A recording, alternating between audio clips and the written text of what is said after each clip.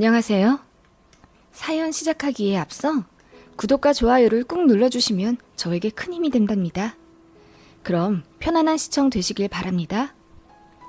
본 사연은 2014년 취미 요리로 유명했던 한 커뮤니티에서 조회수 3만 회, 댓글 200여 개가 달릴 정도로 큰 화제가 되었던 어느 회원이 실제에 올린 글입니다. 남편이 죽은 지도 벌써 1년 반 정도 되었네요. 슬픔보다는 아직 분노가 남아있어 마음 정리하기가 쉽지 않습니다. 배우자가 죽었는데 웬 분노냐고요? 제 이야기 좀 들어보실래요? 저는 올해 대학생 남매의 엄마인 47살 여자입니다. 남편과는 당시는 흔치 않던 케이스인 연애 결혼이었고 정말 깊이 2년 정도 사랑하다 결혼식을 올린 부부였습니다. 결혼에서도 부부싸움 한 번을 하지 않아 모두의 부러움을 샀었어요. 50대 중에 가부장적인 남자가 많잖아요. 저희 남편은 그러지 않았습니다. 보면 아들은 아버지 닮아간다고 하던데 저희 남편은 시아버지와는 전혀 반대였어요.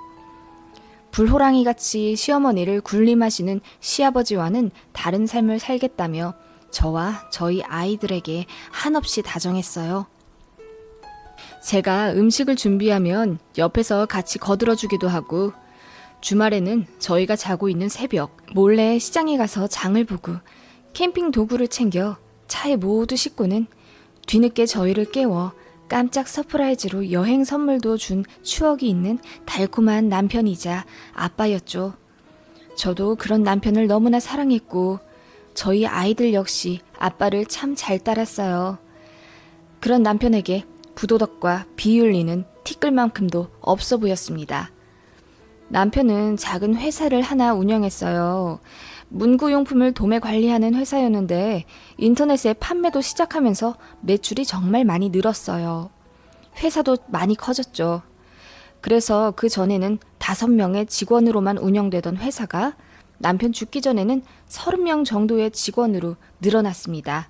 많이 바빠지기도 했죠.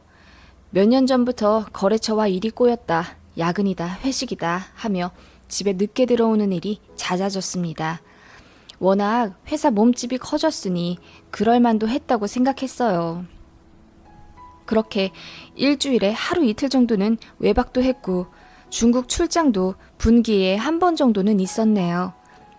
그날도 남편이 지방 출장 가 있어 혼자 있었던 주말이었습니다. 적적한 마음에 친구 만나 수다를 떠는데 친구가 이러더라고요. 너 근데 남편 많이 믿어? 무슨 소리야. 우리 남편 알잖아. 거짓말도 안 하고 얼마나 성실한지. 아니 얘 50대들이 얼마나 뒤에서 애인을 많이 사귀는데 남편 집에도 잘 안 들어온다며? 그야 혼자 회사 꾸리느라 바쁘니까 그렇지. 난 다른 사람은 몰라도 우리 남편은 믿어. 혹시 몰라 얘. 우리 동창 중에 지희 알지? 남편이 애널리스트라는 집 밖에 모르던 남편한테 뒤통수 맞았대. 회사 여직원이랑 불륜하다가 걸렸다고 하더라. 그 사람이 같은 아파트라 출퇴근 전에 1시간씩 만난 거래. 걸리지도 않고 글쎄 2년을 그러고 있었다더라. 어머 세상에. 그래도 우리 남편은 아니야 얘. 바람이라고는 생각도 않았지만 친구 말을 들어보니 괜스레 요 며칠 남편의 수상한 행적이 내심 마음에 걸리기 시작했어요. 어느 날 남편이 밤 11시쯤 퇴근하고 집에 들어와 씻고 있는데 어디서 낯선 벨소리가 들렸죠. 남편이 벗어놓은 자켓 안주머니에서 나오는 소리였어요. 저희 남편은 기본 벨소리로만 해놓는데 그 벨소리는 센스 있는 팝송의 도입부였죠. 뒤져보니 처음 보는 핸드폰이었어요. 이게 뭔가 하고 보고 있는데 남편이 샤워하다 말고 급하게 나와선 직원 핸드폰이야. 카풀을 했는데 두고 갔더라고. 보면 기분 나빠할 수도 있으니 그냥 꺼서 주머니에 넣어줄래? 하더라고요.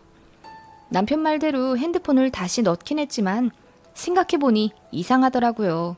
남편은 카풀 같은 건 불편해서 하지 않는다고 했는데 그래서 샤워 끝낸 남편에게 물어봤죠. 웬 카풀이야? 집 근처에 누가 살아? 응. 얼마 전에 새로 직원을 뽑았어. 전에 회계 맡던 직원이 세금으로 돈 사고를 크게 쳐서 자르고 새 직원이 왔어. 그런데 차가 없다고 하더라고.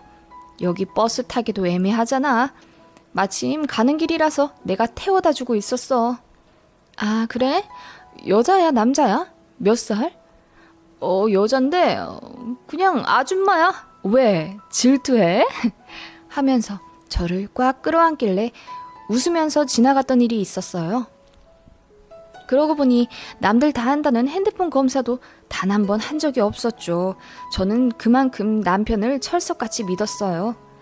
그렇게 평화롭던 날들을 보내던 어느 오후, 경찰로부터 온 전화. 그 전화는 저의 세상을 완전히 뒤바꿔 놓았죠. 경찰입니다.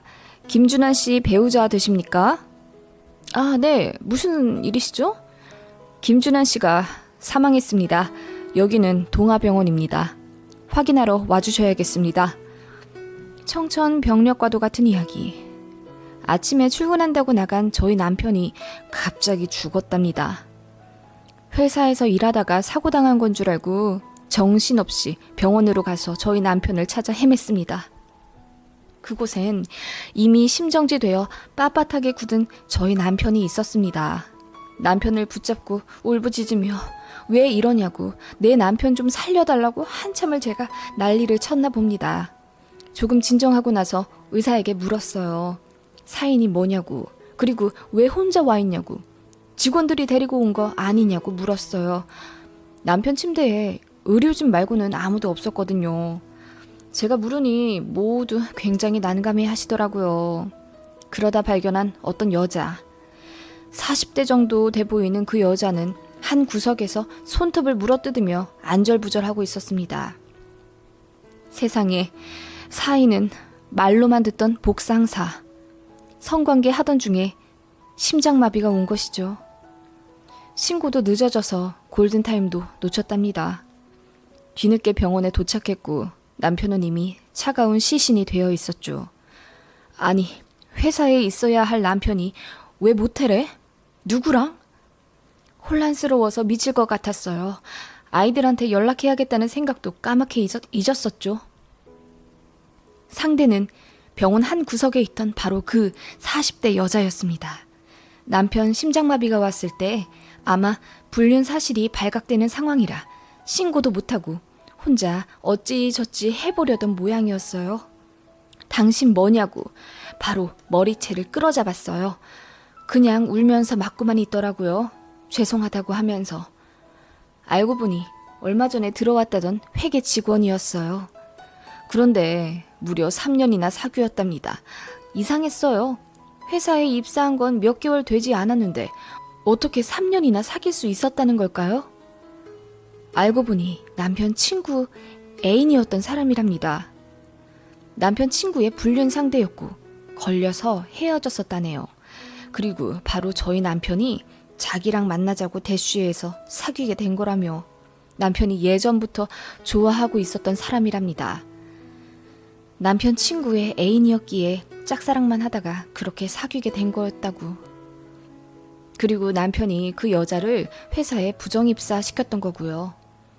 사내 직원이니 같이 밥 먹고 카풀해도 의심받지 않았겠죠. 거래처에 동행한다는 명목으로 데이트도 많이 했을 거예요. 복상사로 실려온 그날도 거래처 외근 간다고 함께 나와서 몰래 모텔에 갔다가 그 사단이 난 거였고요. 핸드폰을 내놓으라고 해서 봤더니 그 폰은 저번에 카풀한 사람이 차에 두고 갔다던 바로 그 폰이었어요. 사진첩을 열어보니 가관이었습니다.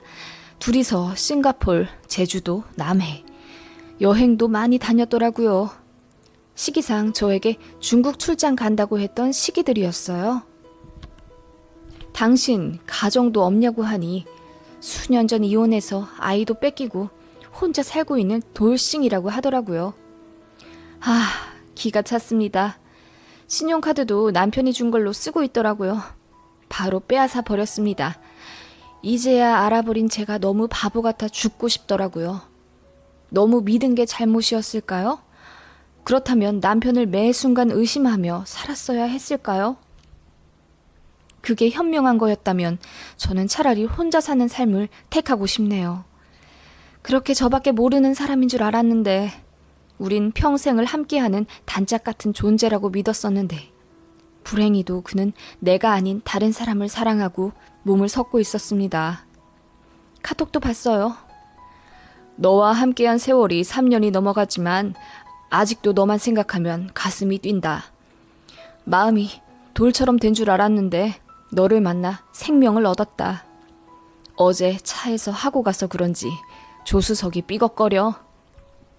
네, 다 저희 남편이 불륜녀에게 한 대화입니다. 피가 식고 눈앞이 하얗게 된다는 게 이런 기분인지 이성을 찾고 아이들에게 연락했어요. 자기 아버지 죽은 건 알아야 하잖아요.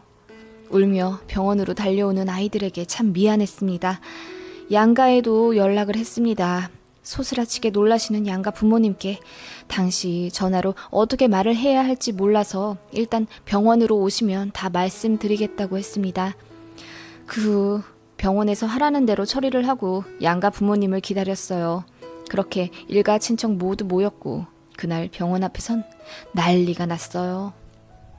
믿을 수 없다는 시부모님, 우리 딸 불쌍해서 어쩌냐는 우리 부모님, 친척들도 서로 엉켜 말싸움을 해서 병원 직원들이 나와 말리고 가관도 아니었네요.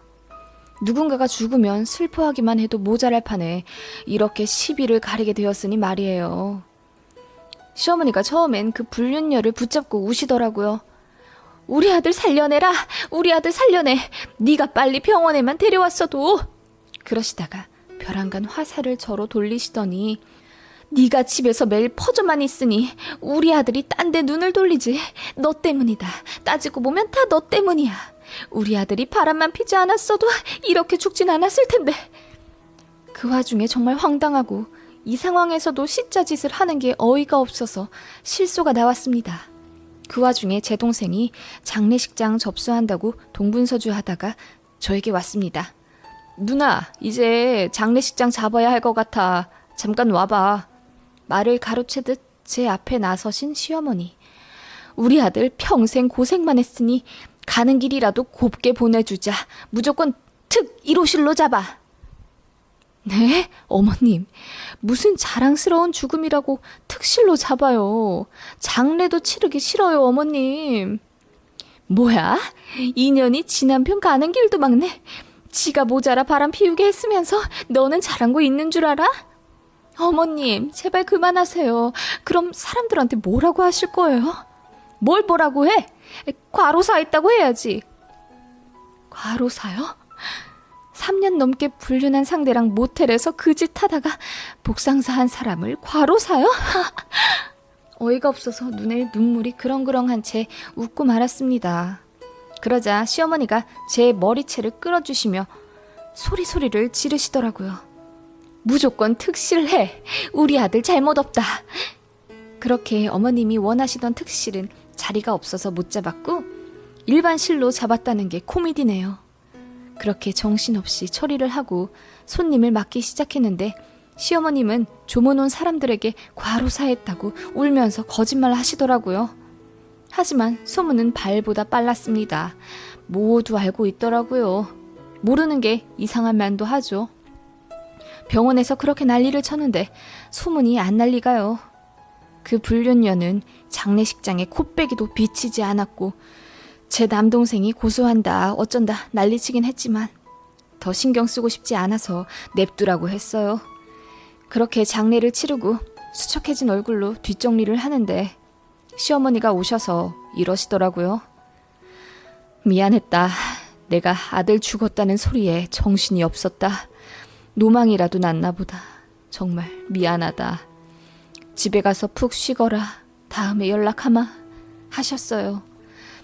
시어머니의 그 말씀에 장례 치르던 3일 동안 거의 울지 않았었는데 마치 봇물 터지듯 눈물을 흘렸습니다.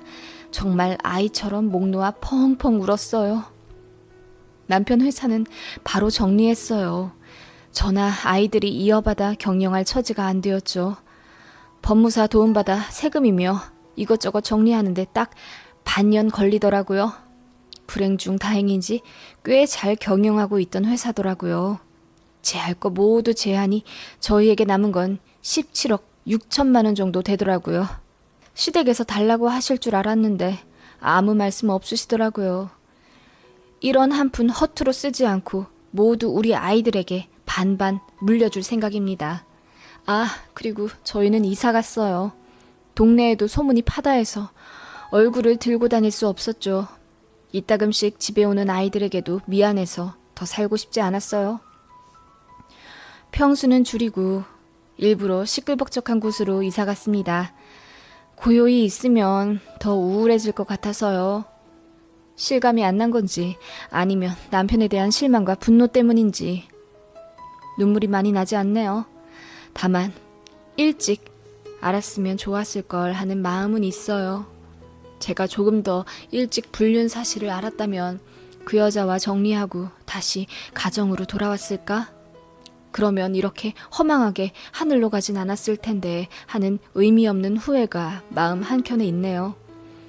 그리고 어떻게 그렇게 감쪽같이 속였을까 원망도 들어요. 아니면 제가 너무 바보같이 아무것도 몰랐던 걸까? 제가 정말 매력이 없어 남편에게 긴장감을 주지 않았나? 자괴감도 들고요. 어쨌든 저와 아이들에게 최선을 다한 사람이었고 많은 시간 동안 소중한 추억을 주었던 사람이기에 명복을 빌어야겠죠. 아, 이 글을 올리고 나면 파장이 엄청 나겠네요. 여러분, 저는 괜찮아요. 그러니 걱정 마세요. 그리고 저처럼 장례식장에서 남편 만나기 전에 미리 핸드폰 검사 자주들 하세요. 농담 반, 진담 반입니다. 오늘도 이야기를 들어주셔서 감사합니다. 또 재미있는 이야기 많이 올려드릴게요. 제 이야기가 재미있으셨다면 다른 분들과 공유하셔서 즐거움을 나누세요. 구독, 좋아요, 알림 설정 꼭 부탁드려요. 그럼 오늘도 좋은 하루 되세요.